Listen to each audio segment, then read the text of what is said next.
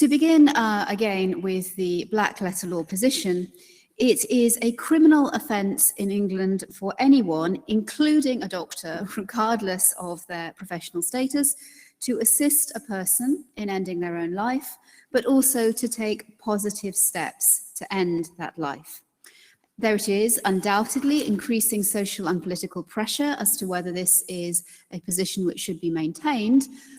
The House of Lords affirmed that the Convention does not require states to permit assisted dying. How we handle these debates and disputes when they happen really matters because they concern real lives of very vulnerable people.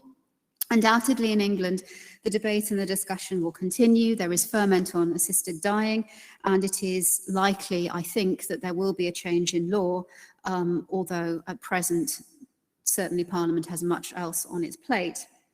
However, whatever form the law takes, it's unthinkable that conscientious objection would not be incorporated in some form in England at the moment. Not only is there the obligation from Article 9, it would be very difficult in the Constitution of Culture of England to imagine that. The whole legal framework accepts the importance of freedom of conscience, and ordinarily that is something which is upheld.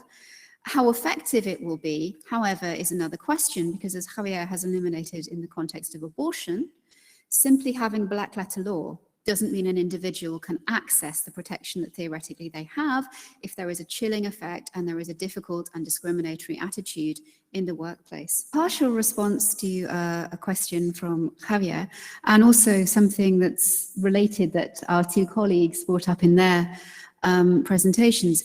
In relation to institutional objections, it's been interesting that in England there haven't been many in the respect of abortion simply because of the way our healthcare system is set up. We have very few private medical institutions, and those that are businesses with no religious or particular ethical foundation. Therefore, there hasn't been a natural point of conflict.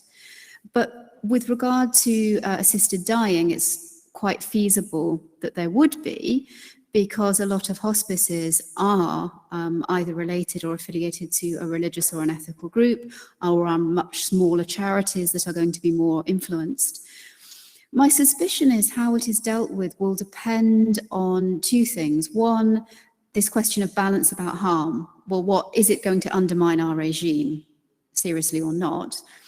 But also, as we've heard in different ways from more or less all of the speakers, how carefully and thoroughly harm is actually weighed up, and how much either the state or the state is required, or the court is required to demonstrate that actually, yes, allowing this person to have their freedom of conscience honoured would cause harm, so we're not going to allow it. Well, how much evidence do you have to present to say actually there's a real harm here? You know, is it actually a theoretical problem? Is it really going to cause issues that somebody, say, couldn't find a hospice that their family could conveniently to travel to? Or is it actually just because in principle we feel as the state this is not something we want to do? And if it's the latter, then that's not really honouring either the spirit of the convention or the constitution.